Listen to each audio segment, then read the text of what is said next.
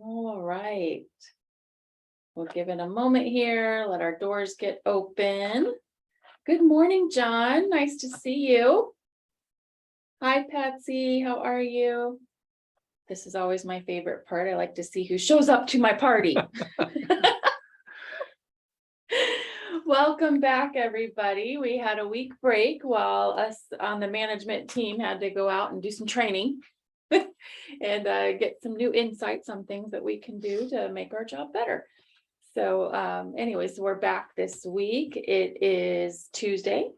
I'm Candace Swick, if I haven't met you, and this is Village Chat. And we are currently looking at a beautiful view out the window of fall colors.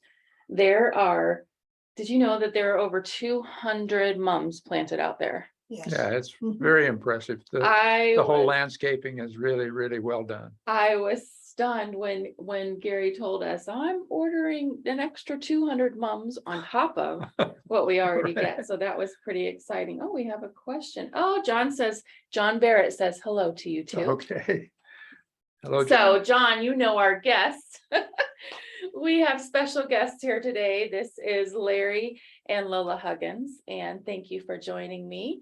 And they're here to share with us something that I get really excited about every year. And unfortunately, I missed it this year, but I was able to do a little pre-digging, if you will. So Larry and Lola Huggins, the two of you head up our bazaar with a huge team. Yes. So I asked them if they would come on with me today because the bazaar, the annual bazaar, was last Saturday. And I asked you to come on just to share with us a bit about it, the results of it, and all that good stuff. But before we get into that, we're thought I'd share some updates on the expansion. Mendelssohn Hall is back open. We're getting ready to live through the hardest part now. But Yes, the village is expanding, not only expanding, but renovating the entire social center. So with that comes new dining area. So we have the new Crossroads dining room. The pub is getting an update. The whole entry will look completely different. Mendelssohn Hall now will have a fireplace, a cafe area, just really, it's pretty major. Yeah. The patio area is getting redone and will be connected to Mendelssohn Hall. It previously wasn't. You had to walk around to get out there. So big stuff, but Mendelssohn Hall is back open. We haven't done the furnishings yet. It will be the complete install won't be until the beginning of December on that piece. I am fortunate enough to get to be a part of the design of that. I'm really excited about that. And probably my favorite part was that, and this is what I cannot wait to share with all of you, is that, we have so many artists that reside here at Westminster Village, which you know from doing the bazaar. We have just an amazing amount of talent here. We have an incredibly robust art program here. And when it came to designing this space out here for the social center, I didn't think it made sense to buy commercial art when we have a plethora of artists. So I proposed that we turn our social center into a gallery with rotating art and sections. So we have with Rachel Witt, who's the director of our, she manages the art program here. Her and I have collaborated to form an art council that will be curating works of art that will be submitted throughout the year and will be shown in the social center on a rotating basis. We'll have one or two gallery openings a year so that people can come in and see the new works. And I am beyond excited for this part because as an artist myself, art is something that I'm passionate about. So I cannot wait to share with everyone the amazing work that's completed here. So that said, that aside, now let's get to what we came to talk about today. Let's see, we have another. And I asked you to come and share with us about the bazaar. So for those of you, I know some people know you, John already said hi, but Larry and Lola Huggins, can you just tell us a little bit about yourself and, how did you end up running the bazaar and about the bazaar?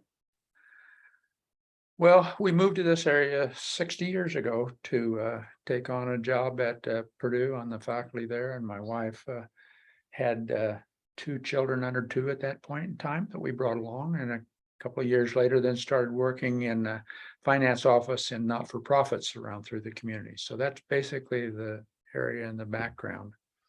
The bazaar started 15 years ago and was an idea of 6 women residents that thought there was an opportunity here to raise some funds for the new Westminster Foundation that had been formed. Lola volunteered to work at the bazaar the year after we started here. And after working at that bazaar the first year, she came home and she said, Larry, she said, you know, you have written a bunch of special custom software to operate point of sale and the accounting operations for not-for-profit thrift shops. The operation up there is very similar to what the thrift shops operate. And people are now, you know, writing their tags out by hand, and they're using calculators to figure out what the sale is as people bring stuff up and everything. And all of your software could do all that much more efficiently and quickly, and we could reduce the lines. So with a little modification, customization, I modified that software to also adapt to the different kinds of sale items that they had here, you know, different menus and so forth. And so that started the process. And somehow after doing that the first year, and she convinced the committee to try and use that, we sort of inherited the chairmanship of the operation by default more than anything else. And so we have served in that position now for 7 years, seven bazaars, 8 years, because 2020 we had to cancel the bazaar because of the COVID and the unwise bringing a bunch of people together in Witzel Hall to shop and do things. So there was no bazaar in 2020, but other than that, we have had 14 bazaars in the last 15 years, and we have chaired it during that period of time. That's pretty incredible. So let's back up a little bit. One, the bazaar is held annually. Yes. And it is a bazaar. I had a lot of questions from people wanting to know if they could come in and be a vendor. And I had to, you know, politely say, you know, no, this is a resident only event. Yeah. But it's resident and staff. We also allow staff to participate, and staff have made things, mostly food items and so forth, but they do participate, of course, in the event and making it happen, because it takes the whole village to pull off something of this scale and magnitude. And of course, your department is key to help us advertise and let people know that there is the bazaar and that sort of thing. But you know, the bazaar has, in my mind, 2 purposes. The most obvious one is to raise funds for the foundation, because all of the sale proceeds go to the foundation. The donors that have made all the items that we sell just donate those items, and everything goes to the foundation. But on the other hand, it also provides an opportunity for residents to stay more engaged and active in things that they are passionate about. They were hobbies. Now that they're retired, they have more time to do those. And so this helps keep them both mentally and physically engaged and involved. And they interact with other people that are contributing things. And of course, the arts and crafts place is a huge source of items that get sold in the sale. So the variety and the quality of the items that are available for sale is really just mind-boggling if you've not been there. It really is. Last year was my first time getting to come. Yes. And how many times did I go through the line? I was the manager on duty that day, which I was really sad when I found out we were going to be out of town, because I was like, I had told Stacy, I need to be manager on duty every year for the bazaar. I loved it. I had a ball. I loved helping you, and I shopped a lot. So it's a wide variety. It's from fine art, yes, to arts and crafts, to food items, like you said, a lot of woodworking, whimsical things like this guy. So Joanne Bonner makes these really whimsical animals, and they're really unique. I mean, they're just little stuffed animals, but they're made from found scrap fabrics that she pairs together beautifully. It's whimsical and it's artistic. Yes. At the same time, I happen to love vintage fabrics. This is a vintage scarf, and I have a dachshund terrier. So I saw her making this, and even though I wasn't gonna be here, I said, Joanne, can you put my name on that? I'll write you a check. Yes. Wow. That's how I at least got my yearly. Last year I got a little giraffe Okay, with a fuzzy head. It's so cute. well, I call her Anyways. Supply the zoo because It she is a has zoo. all of the kind of animals that you can imagine. It and is a zoo, she and they are she just works on them all year long, and as many of the residents They do, do. they make items all year long for the bazaar, and that's sort of the highlight they're in the just sale. extremely unique. I mean, I bought a beautiful art piece of felted wool last year that is hanging in my home. I bought Christmas gifts for everyone on my list last Yes. year. I just kept going. I kept going around. I'm like, oh, I didn't see that. Oh, I didn't see that. The woodworking is beyond. Yes, Mhm. The abilities there. So, can you tell us, so we've talked about what type of goods. I mean, there's crochet, there's knitting, there's clothing, it's everything. There's jewelry, there's things for your home, decor. yeah, we Useful require items. everything to be made by a resident or staff member.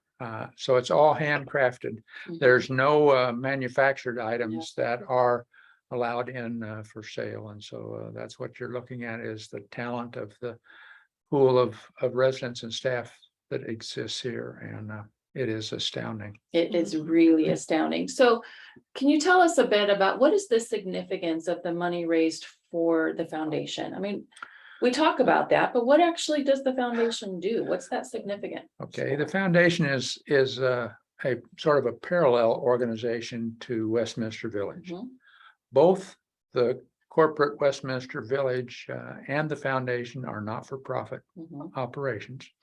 But the foundation accepts gifts and bequests and so forth, and has really two overriding purposes. But the one that is the most appealing, I think, to residents is the fact that they backstop financially the residents. When people come in, there is a means test and an evaluation. Are they going to have enough funds to live out their life? Mhm. We're missing one piece of data that is essential in doing those calculations, and that is, what day are you going to die? And since none of us really know what that date is, you do actuarial kinds of things, Right, and you which we do. estimate what it is. And for a few people, it turns out that they outlive their resources, and the foundation has backstopped them. And so while the contract says you can stay here as long as you can support yourself, we have never ejected anyone from lack of finances, primarily because of the foundation's backstopping. It also takes on special projects at times that they think are appropriate, and accelerates their availability, sometimes on a cost-sharing basis with the organization, and other times paying it all. They've done a life trail kind of system with exercise stations around there, and just a number of The patio, the patio Yeah. will now be the patio renovation by is them, being yeah. funded by the foundation. so And, so those are the two kinds of activities that the foundation has. Yeah. All of its expenditures are in support of the Westminster residents and operation. It's really a phenomenal piece of Westminster Village. It has grown dramatically over the years. And it's something that, when people are moving into Westminster Village or considering us as a place to live, I think it's a hugely important asset.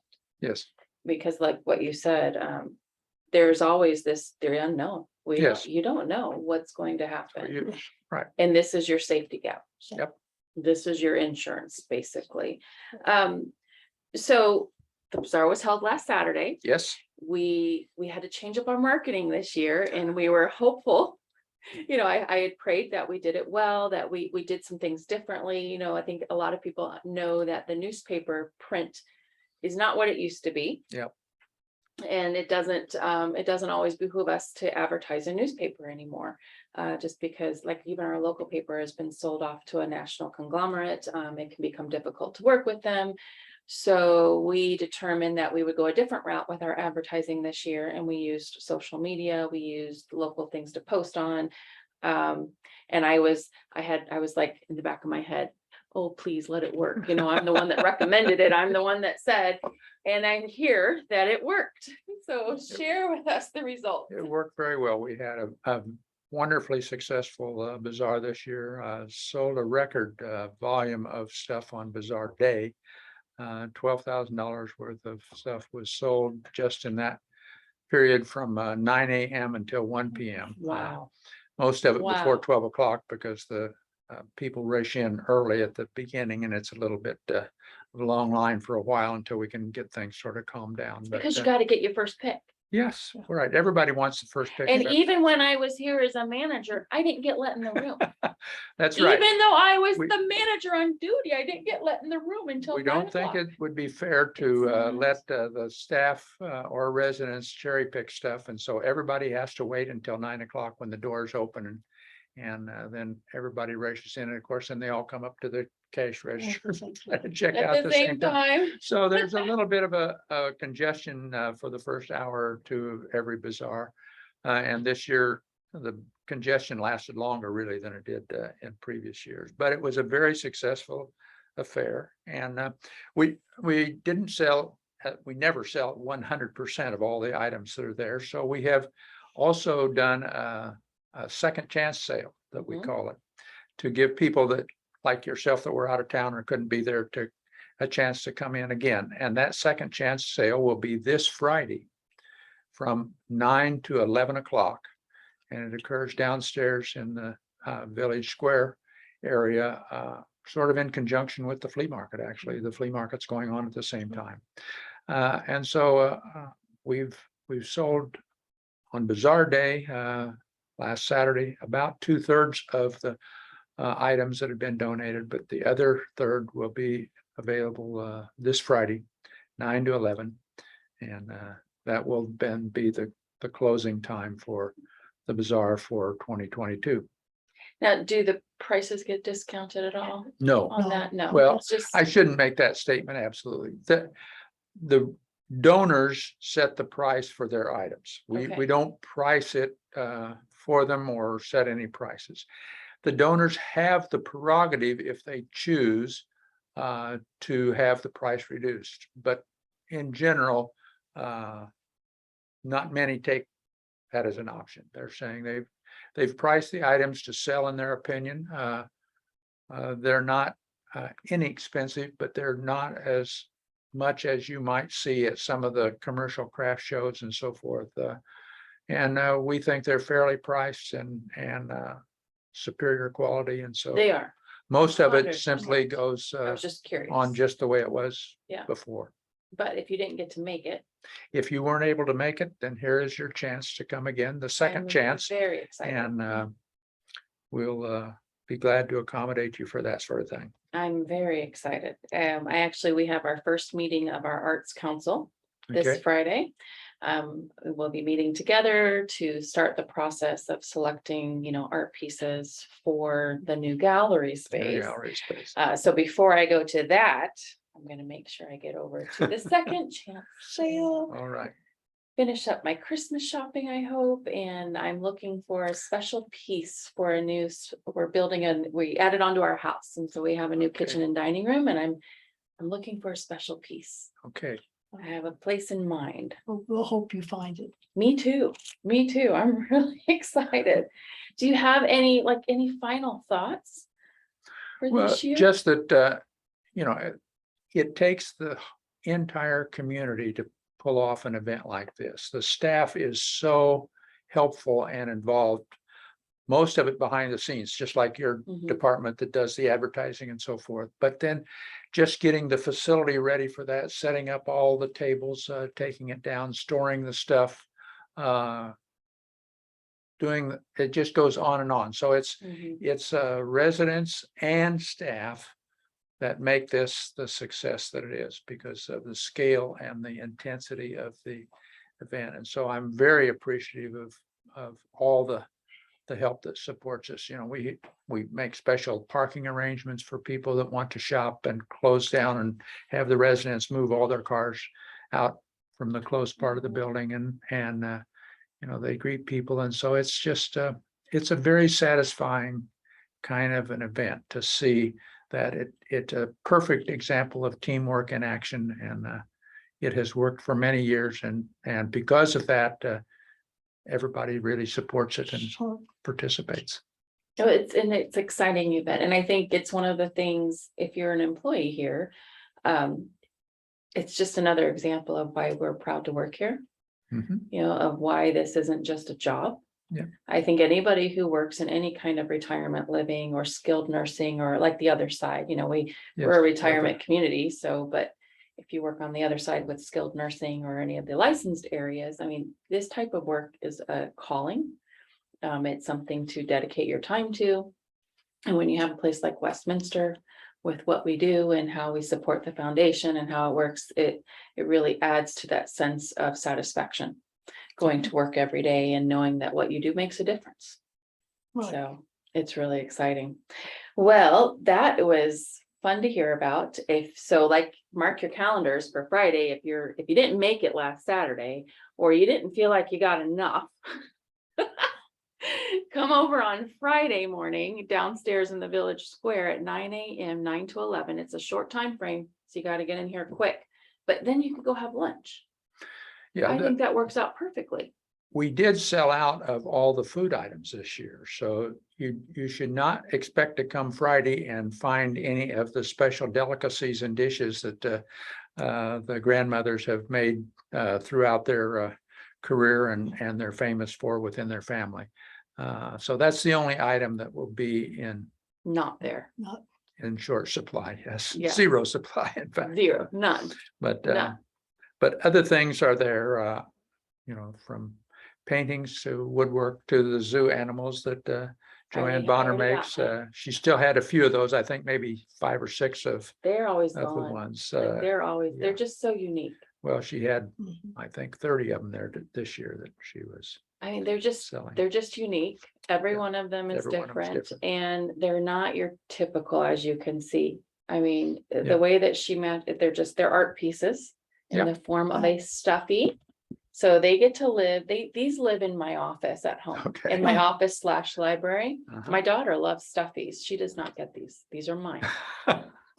They are mine. They are on display on my bookshelves. So I'm excited to take him home and add to that collection. Well, that really wraps us up for this week. I really appreciate you taking the time to come over and talk to us about it. That was very kind of you to give us your time this morning. Next week, guess who we're having on? Mr. Ralph Johnson. Mr. Ralph Johnson. So he is our latest, I think he's the latest centurion here at the village. He was the last person to turn 100 here at the village. He served in World War II. He served in multiple, he had a rather long career that I understand. So he's going to come share with us about some of his adventures. He actually told me he's calling his talk with us his close shaves in World War II. So I think we're going to hear some interesting tales. There's another link to that family, to the bazaar. Diane Johnson, his wife, was the predecessor chair of the bazaar before Lola and I assumed that. So she done that for many years before, and decided after we had computerized everything that really that was not her forte. And so she is still a strong supporter and organizes all the volunteers and assigns them duties and things of that nature. Yeah, she's very, very active in it, but she's not serving as the chair for it anymore, but she did for many years. Well, I'm looking forward to having them, both of them, on as a guest next week, and to hear all of his. I've heard from so many that he has so many stories to tell that you could spend hours sitting with him. So we're going to try to do this in about 20 minutes. Okay. I told him if you need to go over a little bit, I think you've earned the right. Yes. So I'm really looking forward to hearing what he has to share with us. In the meantime, I hope you all have a wonderful week.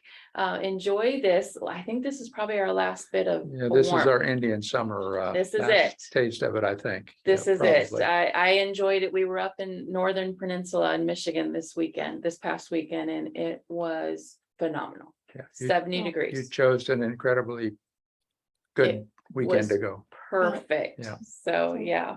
Anyways, thank you so much for joining us. If you have any questions, comments, anything like that, let us know. I'll be sending out the recording of this later on today for those of you who couldn't join us live. We'll see you next week. Bye-bye.